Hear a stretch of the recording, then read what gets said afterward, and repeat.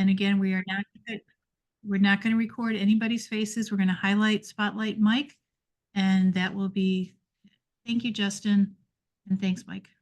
Okay, Ann, do you see my presentation? I see your PowerPoint presentation. So if you want to put it into the slide mode, that's great. Okay, I did, but it didn't, I guess it didn't take. Let me see if I can correct that. And Justin, if you could please spotlight, highlight. Okay, let me try again. Okay, we see your smiling face, and we just need to see your presentation. It's already spotlighted. Right, so we just need, there we go, now we have it. All right, thank you so much. Okay, I still don't see, there it is for me. There you go, you got it, Mike. Okay.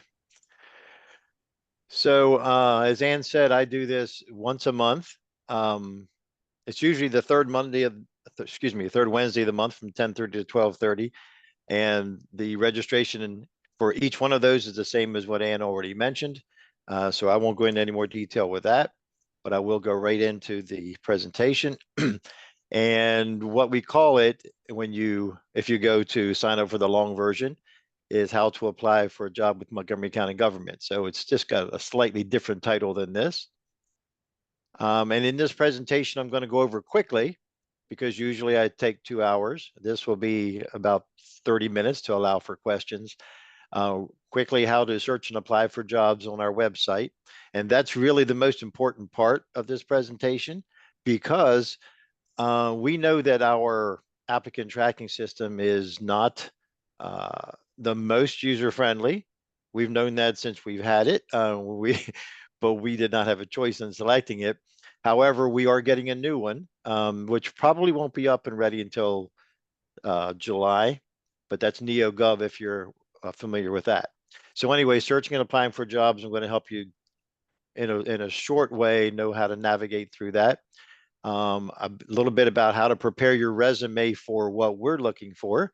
And in your own account that you've created, then you can check your application status without having to wonder or to notify us. And then some other resources that go along with that. So in order to search and apply for jobs with Montgomery County government, this site is your best friend, www.workformcg.com. And when I'm finished with this, I will provide this to Ann, this little presentation. So, and if you want to then provide it out to folks, I have no problem with that. Because this is a link. So many of the things I have in here are links, which would be helpful if you actually had the presentation. That way you don't have to try to take screenshots or hold your camera up and take a picture or something like that. So to go on, there's 2 ways to search for jobs. I'm presuming that most of you are external applicants, meaning that you're not a current employee with Montgomery County government or a contractor, because this next line just indicates that there's a different way that we want them to apply.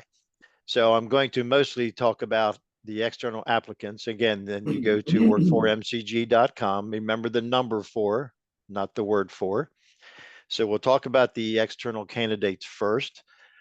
So when you go to that workformcg.com, you're going to come to this page. Now, this is not the entire page. This is cropped, so you can see it a little better, and so I can speak to it. But when you do go to the page, excuse me, these arrows are just for this purpose. That's where you can click on this tab, or you can click on this first section here that says job openings. Either one will take you to the place where you can then just go ahead and search all of the jobs we have. I looked this morning before I came on, and we currently have 155 jobs up on our website. Some of those are part-time or seasonal, but most are full-time positions of a variety, a great variety. So we have around 40 different departments and agencies that are part of Montgomery County government. So you have that opportunity, a lot of opportunities, depending on your particular skill set. So let me talk. You see this banner here. This screenshot was taken some time back. We do not currently have an upcoming career fair because this talks about one last spring. We are planning to have one again this coming spring. The last two we had one in the spring and one in the fall. They were both held at the Silver Spring Civic Building. It was all day, and it was very well attended both times. Matter of fact, we had to expand the second one a little bit. So keep an eye on that if you're going to be interested in coming in person to something, because we had a lot of our departments. It was strictly for Montgomery County government. It was not for any other employers. So if you're really interested in working for the county, then that's a good place to be. So very quickly on this first section, if you go to the job openings, besides being able to search jobs, you will also be able to see where the recruitment home is. And I'm going to show you what that tab looks like in a moment. If you go to this particular section, the news and events, you'll see information about our career fair when it's up. You also see information about the classes that Ann talked about that I teach, and anything else that Montgomery County Office of Human Resources has coming up in the way of public events.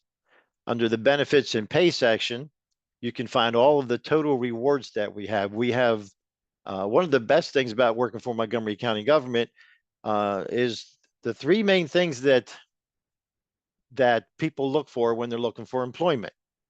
The three main things. There's many things, but the three main ones are pay. Well, we have a very good salary schedule, in my opinion. We as far as the jurisdiction of surrounding us, our pay is equal or better. We have a great benefits package that cover a lot of things, including a very robust wellness program. And we also have great retirement benefits. I myself, I'm getting ready to retire from the county, but I also used to work for the state of Maryland. I worked there long enough to retire from there. And the county retirement is better. The salary ranges are better. The benefits are fairly equal, but it's a great place to work. So if you go to the benefits and pay area, you'll see more about that. Just below this on this page, when you go to it, there are some more sections. So I'll show you those. This one is for executive positions. So what we highlight here is if we have any director positions, which are appointed positions, they're going to be highlighted here, as well as some of our higher level positions in management. We have 3 levels of management positions. Manager 1 is the highest, manager 2 and manager 3. And that's what you'll find here, those kinds of deputy director positions and director positions. Under the employment initiative section, we have things like internships. We don't have a lot, but we do have some internships, and some of those are paid, some may be unpaid. And sometimes some of our departments do their own internships separate from the Office of Human Resources. There are also some unique programs that we have dealing with people with disabilities. We have a hiring preference that I will show you on a slide a little later, but we do have a preference for those kinds of folks. And we have something that we call reasonable accommodations. Reasonable accommodations is allowing for the fact that as we get older, things change, whether it's because of injury or illness, and the things we may be able to have done, we may never not be able to do so much anymore. But as long as medically speaking, our occupational medical services can review our situation, maybe have to give us a physical, we can still do the same job with an accommodation that is termed reasonable. So therefore, it's not necessarily that someone has an injury or illness, your body changes over time, that you're going to have to move out of that position. You still may be able to do that. And then under career resources, excuse me, some of the things you'll find there will be some of the classes I talked about. We have a section about resume preparation tips, and our resume advice is not the same as what you might get from a resume writing expert. And I heard Chip talk about it a little bit too, and I agree with him. If you submit a resume for us, we're not worried that you're keeping it to one page and that you're condensing it and that, or if it's 2 pages, it's front and back. We're worried about finding whatever is going to give us the best evaluation of you and how you are qualified for the job that you're applying for.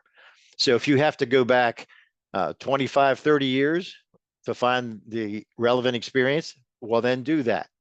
I've had people who only go back 10 years and then they want to know why they're not qualified. And I say, well, it's not on your resume. And they say, well, someone told me not to put anything on past 10 years. Well, see, we're not interested in that. If the only experience you have is from then, that's what we want to see. If you have experience in the last 15 years that's not in any way relevant, we really don't need to see that on your resume. You can put it, that's okay. But what we need to see is what is going to relate to the particular job you're applying to. There's also, when you go to this section, a job application guide, which can help walk you through step by step on how to apply for our jobs. So after this particular session, you may say, well, that was pretty quick. I'm not sure I caught it all. Well, if you go here, you'll be able to have that step by step. We also have a couple videos that will show you how to apply. One of them just walks a person through the application process. So that may be very helpful for you. Again, we know that each place you apply, it's a little different. And it's got more complex over the years. Most places you have to apply online now. That's the same with us. So this walking this person through it helps to answer your questions as you go. And that's one video. The other video is basically showing you how to set up your account, to create your account so you can start applying to jobs. So we have all of that. And then we also, down in this section here where it says quick links, this is obvious. You can contact us.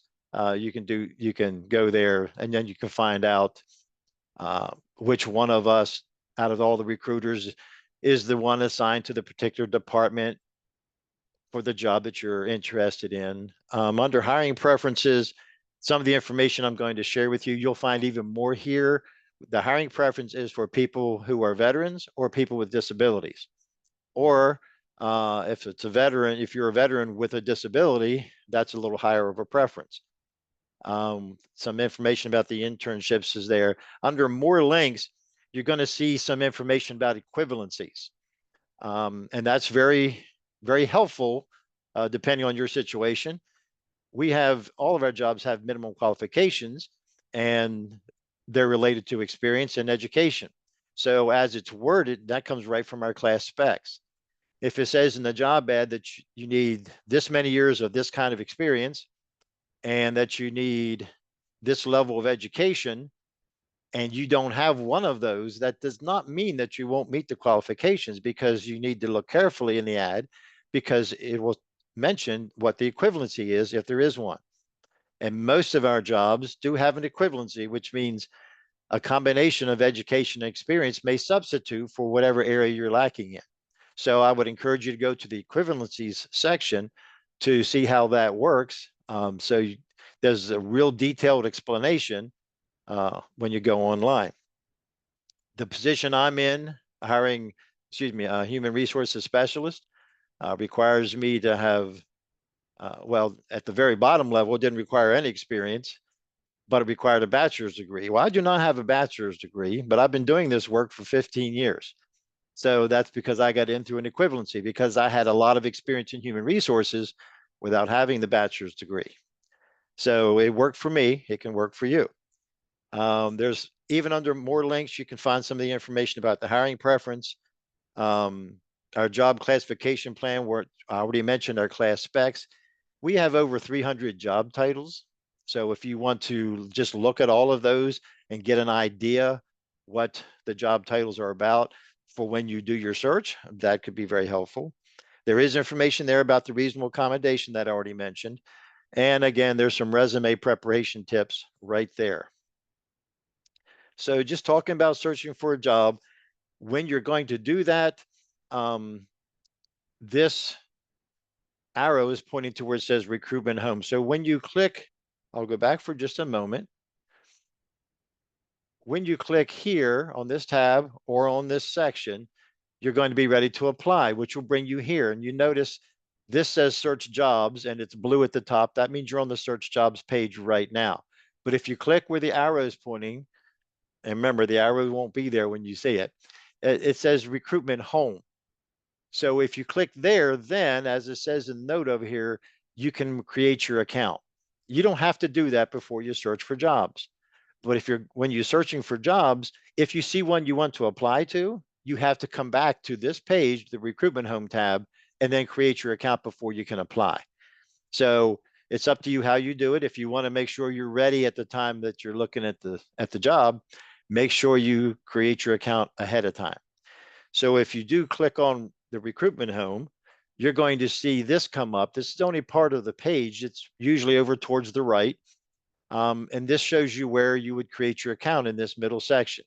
So you click here to create your extranet account, which is what we call it. And to do that, all you need is a valid email address, and then you create your own password. And please remember what that password is, because our system, if you forget it and you have to reset it, it may take 30 minutes for it to reset. Again, it's not the most user-friendly, we know that. So I tell you those things up front. After you've already created your account, you come back, when you come to this section, then you would just log back in here with the account you've already created. So when you're searching for jobs, if you're already a current employee, excuse me, or a contractor, you'll go through employee self-service and you'll do it this way. Since I don't think there's any on the call, I'm not going to spend much time here, and I'll move on to searching for jobs. When you are going to search for jobs on the search jobs tab that I showed you earlier, this is the same thing you saw.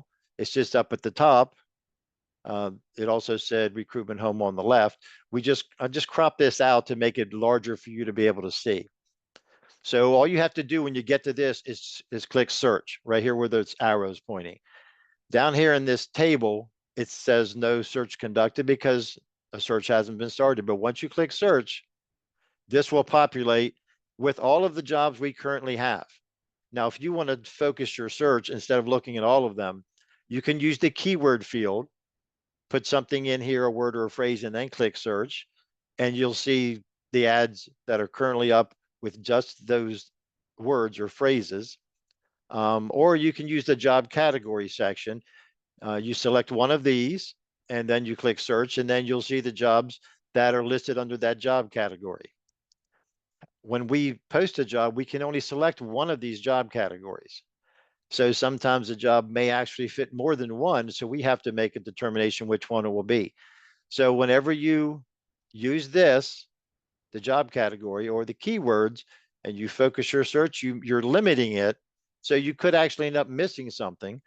So it depends on how much time you have. If you really want to just make sure you don't miss anything, then don't use these areas, just click search, and then it will populate down here with 10 jobs at a time. You'll see 10 jobs, probably the most recent. And then over on the right, it'll say next 10. You'll just keep clicking next 10 and scrolling through all of them until you see some that you want to apply for.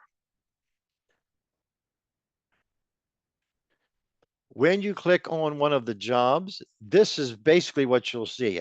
Now, I know this is too small to read. It's not intended for you to read it, but this is a visual reference for you that when you click on the IRC number, all of our vacancy names start with the letters IRC, and then it has 5 digits after it.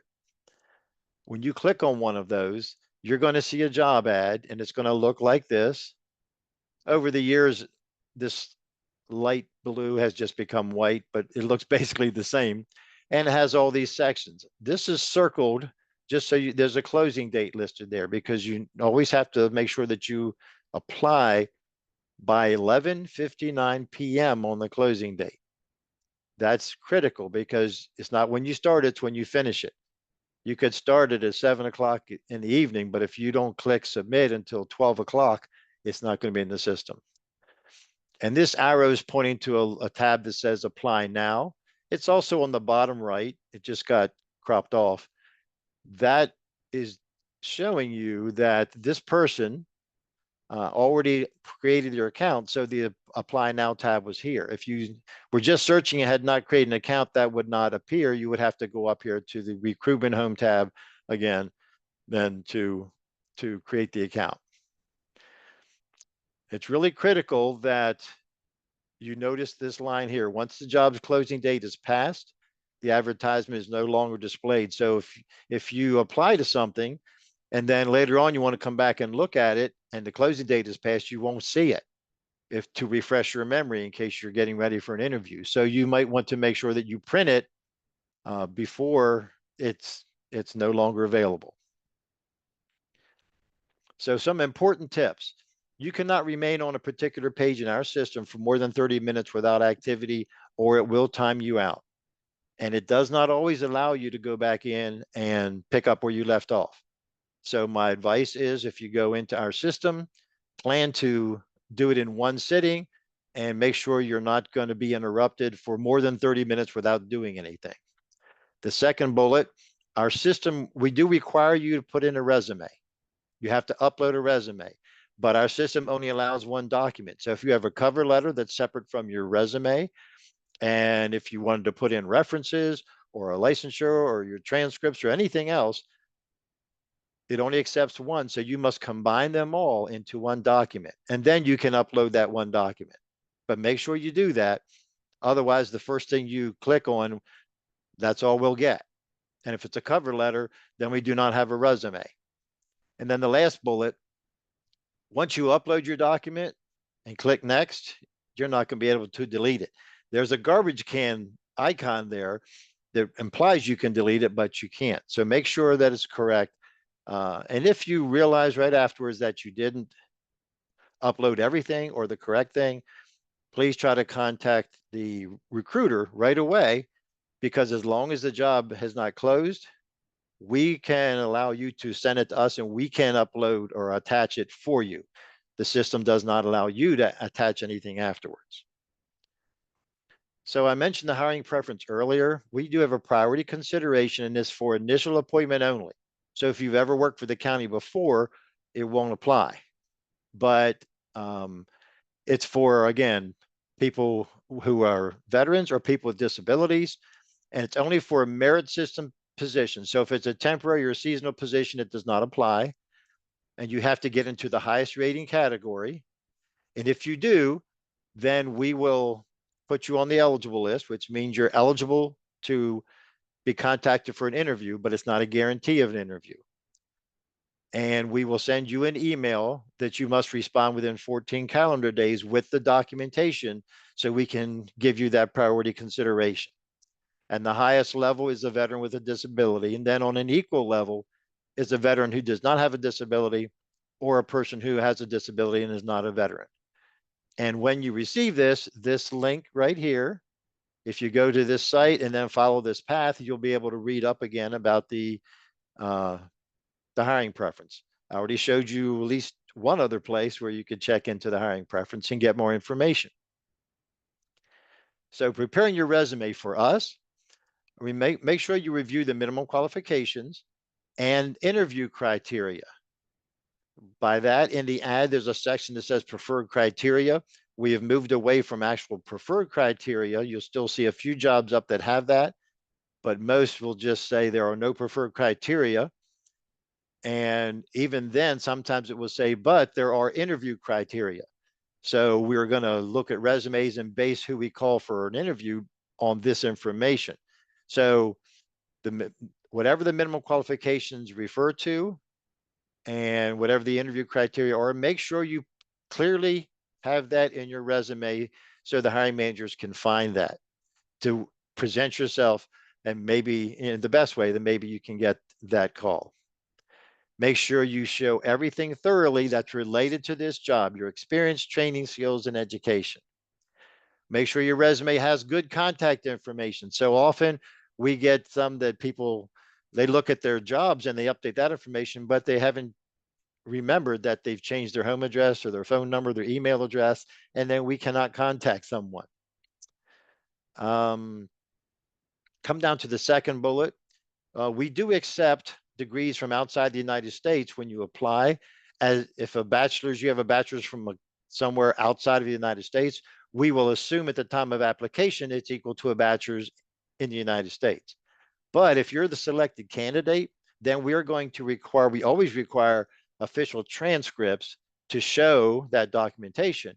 But also, if it's a degree from outside the United States, we need documentation from some kind of organization that does that kind of accreditation. Here's a couple examples here. You can find them online.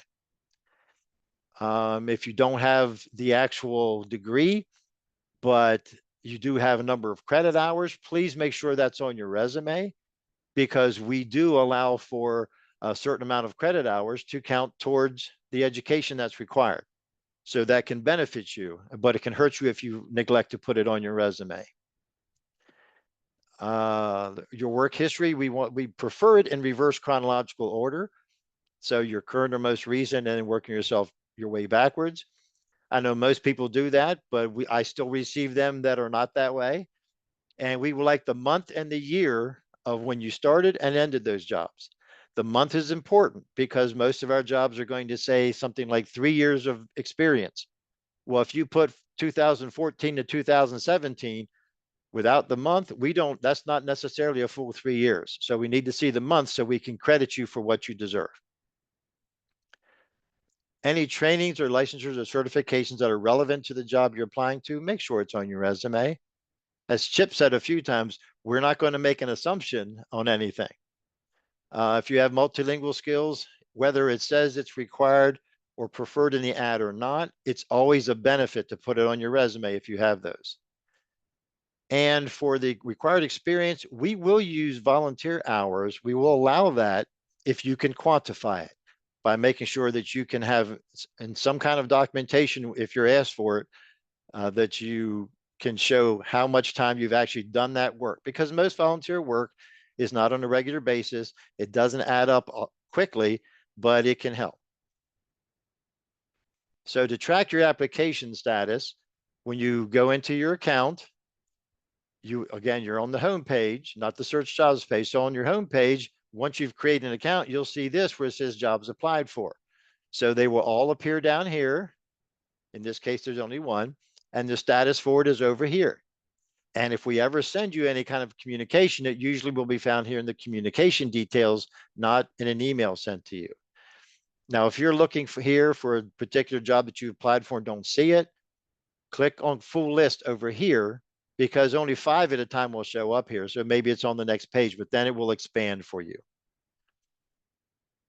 So to highlight this and have time for some questions, make sure you review the minimum qualifications and the interview criteria very closely, and make sure it's reflected on your resume.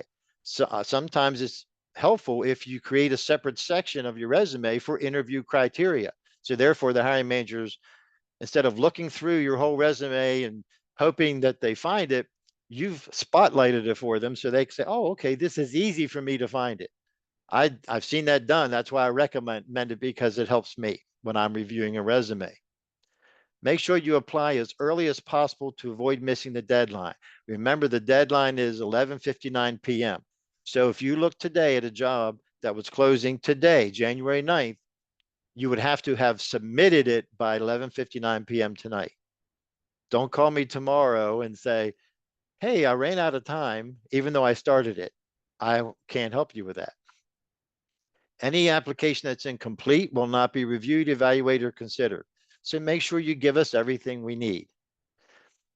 And applications for current job openings are not accepted after the closing date, nor is additional information. So if you got your application in, but you were rushing, but you got it in, but you didn't give us your updated resume, or you wanted to add more information, we cannot accept that. That's just our policy. It's always been that way since I've been with the county. So some resources, and this is what I'm going to end with. Again, work4mcg.com is your best friend. That's where you'll find videos on how to apply. This is one of the videos. Some quick links to the class specs that I mentioned, the equivalencies, and how to contact us. You can all find that through work4mcg.com. And then from there also, you can go individually to just the search jobs guide or to the how to apply guide or how to track your application status guide. It's all there, which encapsulates a lot of what I've already said. Through Montgomery County Public Libraries, they have a lot of great things for you. All you need is the Montgomery County Library card. So these are all links. So LinkedIn Learning, North Star, and Udemy, they all have free things for you to be able to use. They're resources or classes to sign up for, or just informational things. So it's all worth looking into. There's also more things from Montgomery County Public Libraries, BrainFuse Job Now, BrainFuse Vet Now, and Learning Express Library.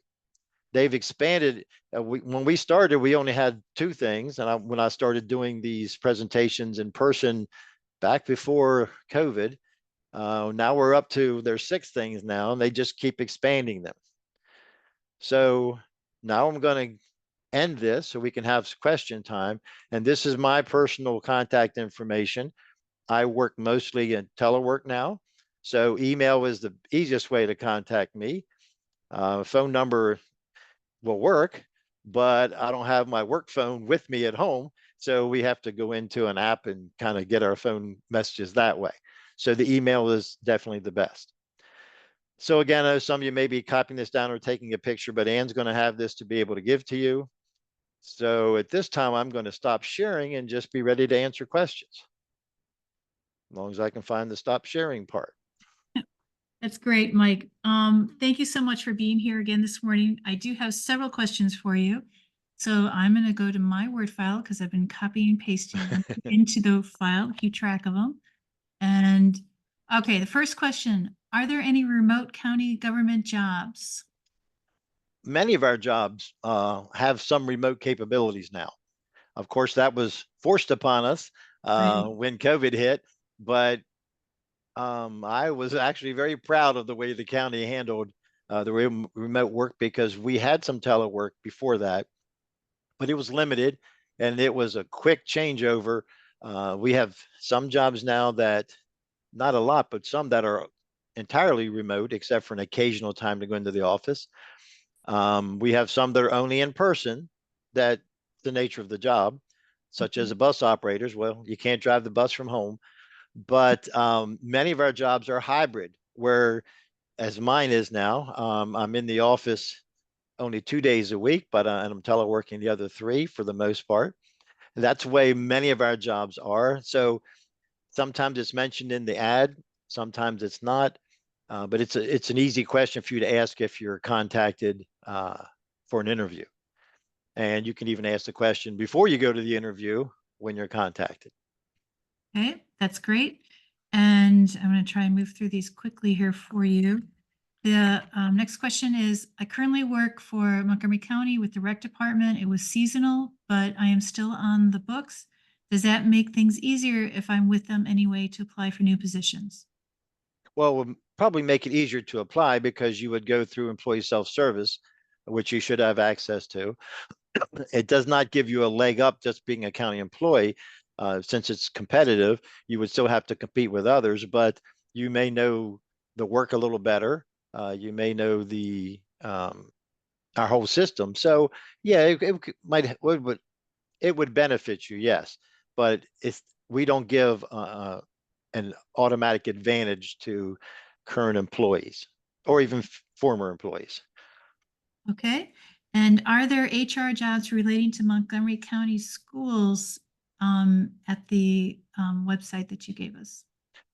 Montgomery County, go ahead. No, I'm sorry. Go ahead. Montgomery County Public Schools technically are not part of Montgomery County government employment. So you would have to go to the MCPS website to apply for jobs with them. The only jobs that are in Montgomery County Public Schools through us are school health jobs, meaning the community health nurses in the schools and the school health room technicians. They are technically through the Department of Health and Human Services, located in the schools. Every other school position is not part of our program. Okay. And are any tech opportunities for apprenticeship at our age group? Well, let's see, apprentice kind of jobs with tech. There probably are not too many. You would have to contact someone in TEBS.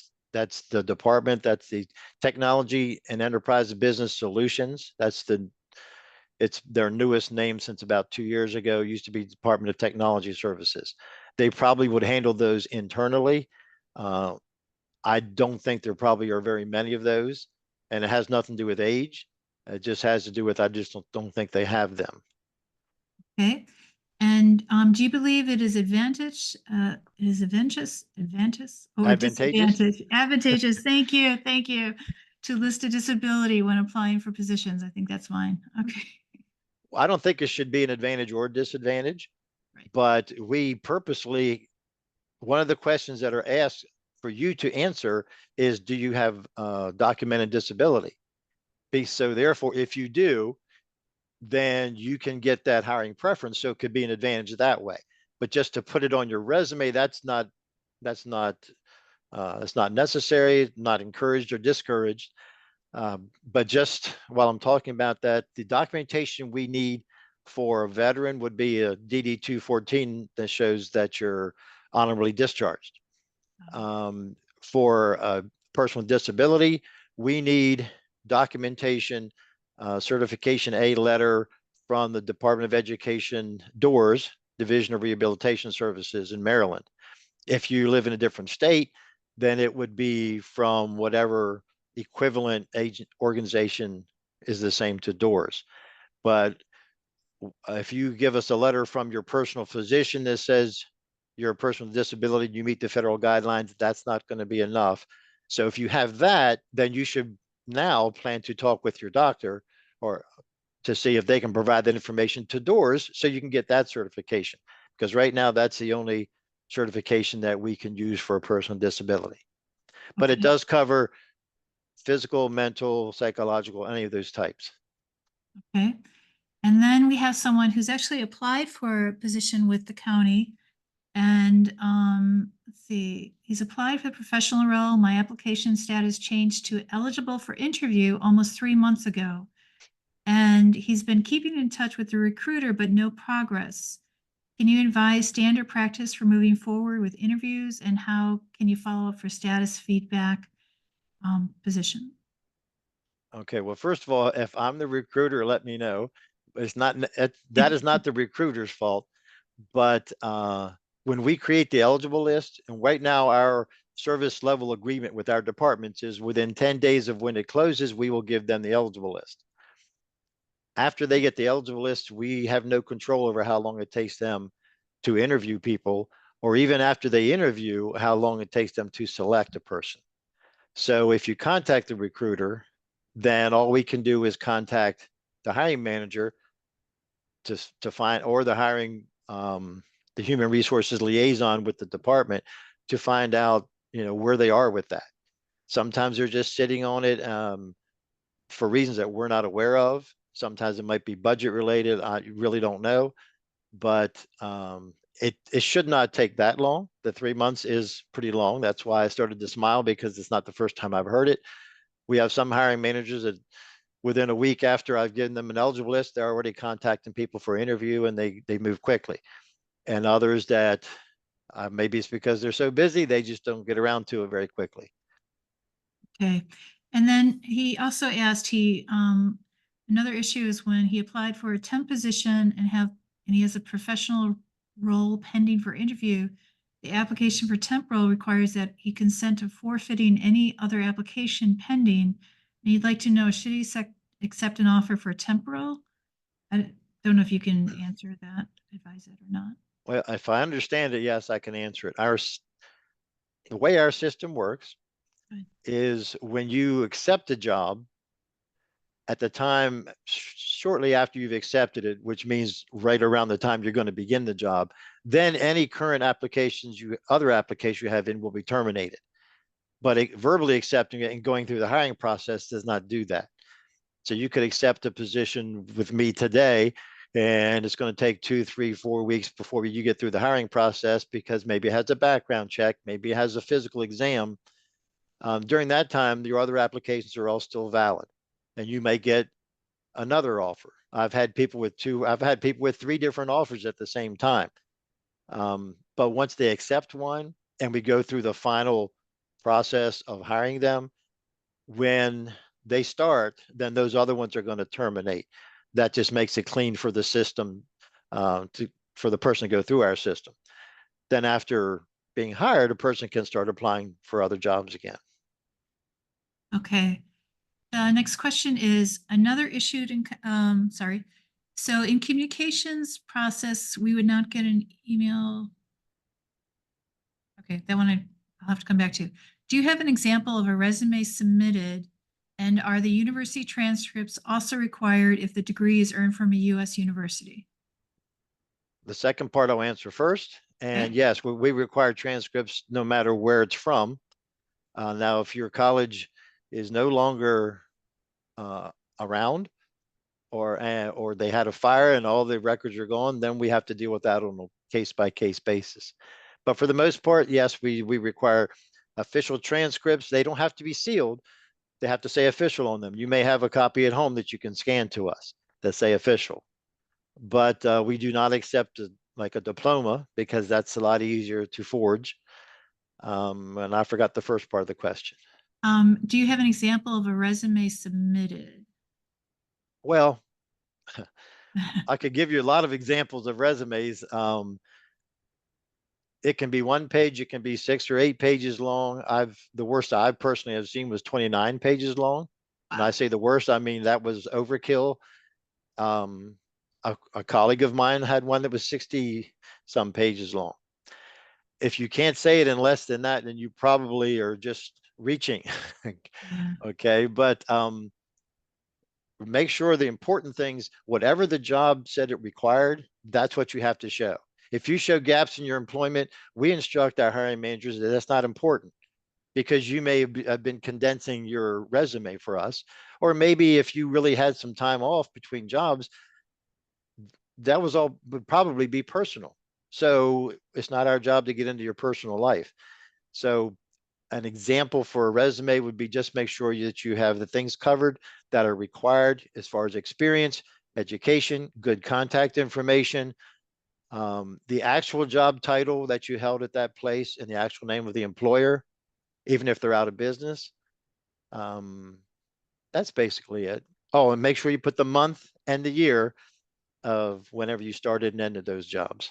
Okay, and I have a quick yes or no. I'm legally documented asylum seeker. Can I apply for the county or the state jobs? If you, we have a whole list. You could go on the federal website for the I-9, Form I-9. That is the form for employment authorization. Just like every employer in the country, we have to do that. Excuse me. And if you're authorized to work in the United States, it doesn't matter what status yours is as long as you're authorized to work. So if you have documentation according to what they require, it could be, an employment authorization card. It could be a green card. It could be, well, there's a lot of things. As long as you have things that say you can work in the United States, you don't have to be a citizen. You don't have to have been born here or even lived here for very long, as long as you have the correct documentation for that. And you would find that on probably the USCIS website. Okay. And we have someone who says he's applying for various roles. Is it okay to customize my resume for each job? Meaning my resume will look different depending upon the job. Does that look like dishonest to Montgomery County? I think you want them to customize it. Is that right? Yeah, that I always recommend that. You should tailor your resume to each job, so you can highlight the things that relate to that job. You can minimize some things that aren't relevant if you still want to leave them on your resume, but then you can expand on some things and give more detail on the jobs that are relevant to the job you're applying to. So I think you should always do that. There are some things on my general resume that I've never actually used. Like the first job out of high school I had was a part-time job at a pizza parlor. I I have that on my general resume, but I've never included it because I've never applied to another pizza parlor. Okay. All right. I have one more question before we break here. Um, it's really about the communication process. If someone submits a resume, would we get an email notification, or do they have to return to the page to find out the status of the position? Once you apply, you should go into your account and then you can see that it was accepted. Because when you submit on your homepage, on the top left, it'll say, thank you for submitting your application. But then it should also appear in your jobs applied for section. We do not send any email notifications out. Our system sometimes will do that. And I say sometimes because it doesn't seem consistent. Some people will get one that is say they did not meet the screening criteria. Right. I don't often hear about people saying they got one that said they did. So we don't send emails though. You just go in and check your status. All right, that sounds good. And we're going to take a break. There were some more questions that I know there was somebody about delaying in the interview schedule. I think that question was answered about every person, recruiter, or at Montgomery County that they do their own scheduling, and delays sometimes happen. But at 11:39 is where we left off. There a few more questions about that, but we're going to take a break right now because Mike is going to be back with Carl at noon to talk about some of Montgomery County, working for Montgomery County, their openings, and then answer a few more questions. And thank you, everyone. So we're going to take a break right now. Michael, thank you again, and we'll see you shortly. I'm going to put the schedule in the chat.